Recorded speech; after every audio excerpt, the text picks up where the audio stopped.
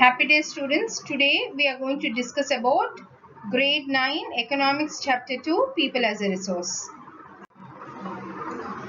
Now here we see the slide starts with a statement population of a nation can be a asset rather than a liability. Liability means responsibility. Asset means something that is productive, that is profitable to you. Now population as a resource is a way of referring to a country's working population in terms of their existing productive skills. What do you mean by productive skills is they're able to contribute to the creation of gross national product. That is called productive skills and ability. Okay. Now the human beings will have this productivity only if we invest or they are developed by education and we invest in their health. That in turns the human being will be converted into human capital. Now if you take human capital, it is superior to any other resource like land or physical capital, as it uses these capitals and adds value to it, because it is human being who will make the other forms of resources and other forms of capital more usable, have some value.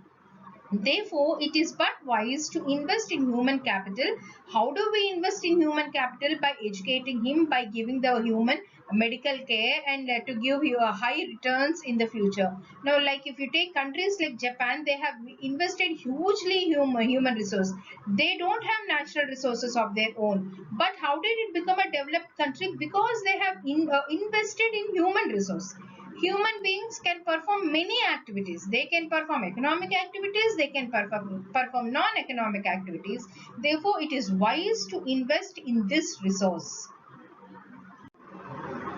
Now, if you take educated parents, now let us see what course of action educated parents can take. First, a child too with investment made on their education and health can yield high returns in future in the form of higher earnings and greater contribution to society. We know that. Now, where do educated parents come into picture here? Educated parents are found to invest more in health and education of their child. This is because they themselves have realized the importance of education for themselves. They're very conscious of proper nutrition and proper diet, okay, health and nutrition, and they create a better human capital and thus leading to a virtuous cycle. But in the contrary, if you take an uneducated parent, in the contrary, a vicious cycle may be created because the parents don't know the importance of good education and health care, and therefore they will not invest the same for the children, thus they creating a vicious cycle. So here uneducated parents can create a vicious cycle, whereas an educated parents can create a virtuous cycle. Now, as I told in the previous slide, that human beings are capable of performing economic activities and also non-economic activities. Now, let us see in brief what are these economic activities and non-economic activities. Economic activities are activities that refer to man which are undertaken for monetary gain. Money, they earn money out of it.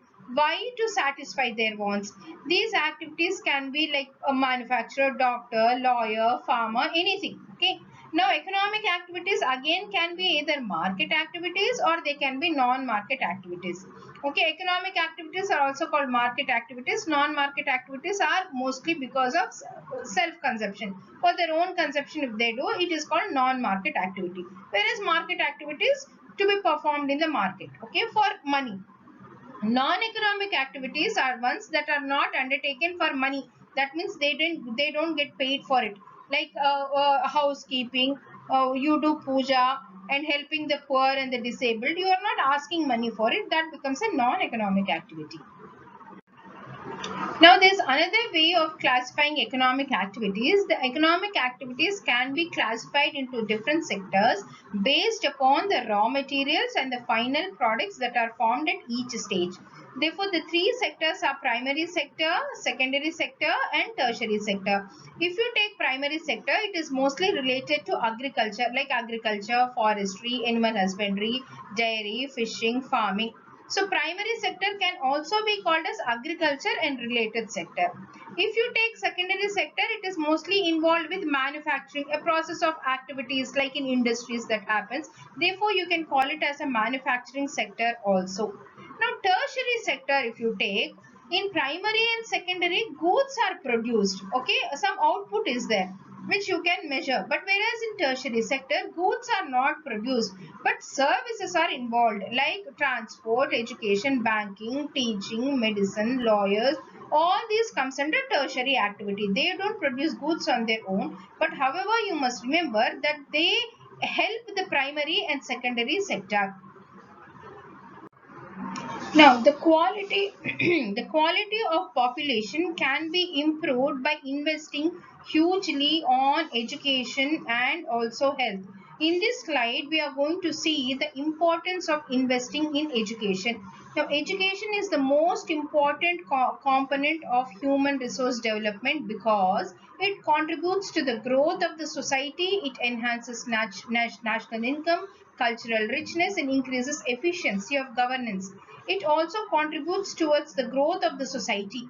Government expenditure on education has increased a lot, but still we are yet to achieve more. We see that the literacy rate is uneven.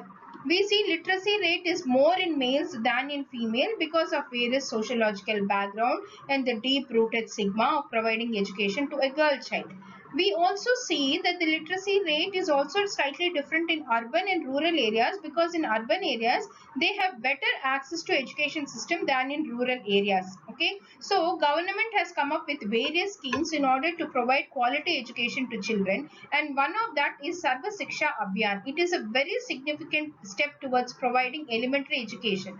I'm talking about elementary education to all children in the age group of 6 to 14. At least we thought by 2010 we will be able to achieve this goal.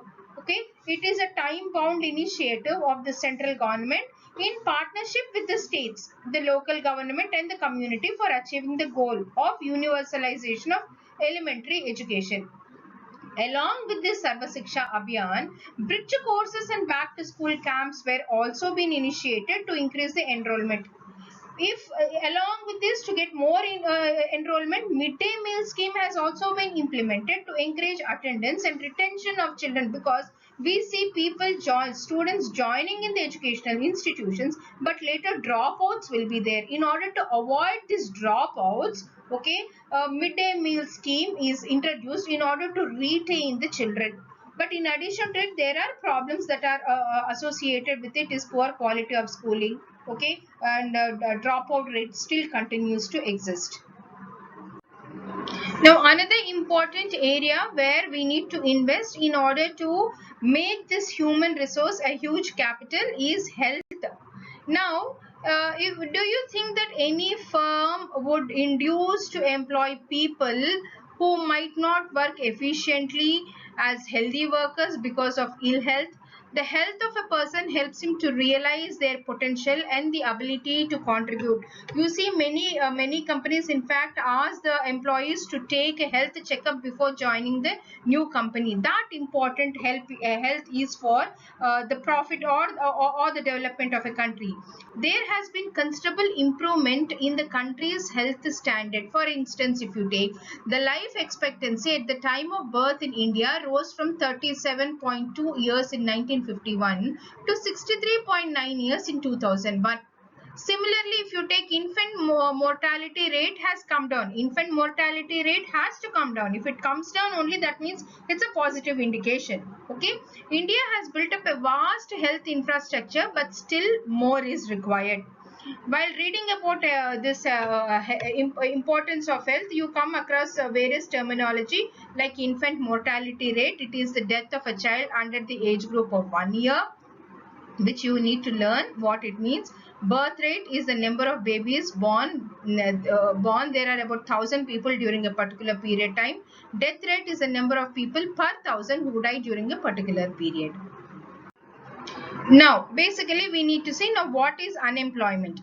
Unemployment occurs when a person is willing to work or is capable of working at and prevailing wage rates but he's not able to find jobs. He wants a job, he's capable of doing a job, but he's not getting a job to earn wages. This is called unemployment. When we talk about unemployed people, we refer to those in the age group of 15 to 59 years.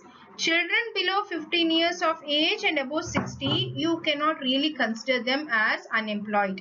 Now, when we talk about unemployment, we come across something called a seasonal unemployment and disguised unemployment.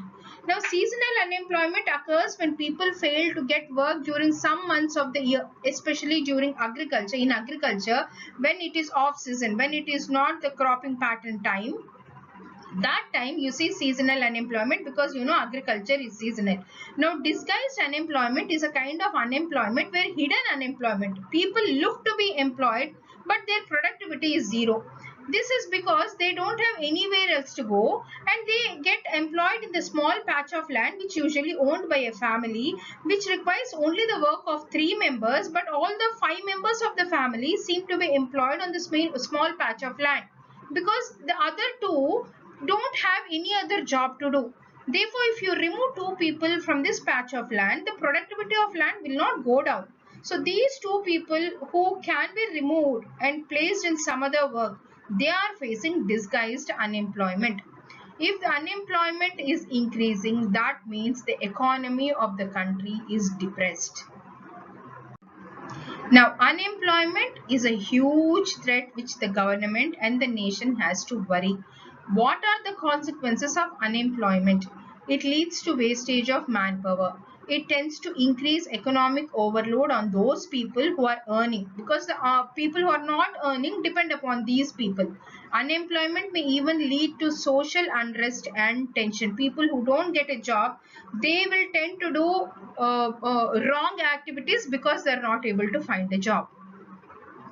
So basically, we have seen how inputs like education and health helps in making people an asset for the economy.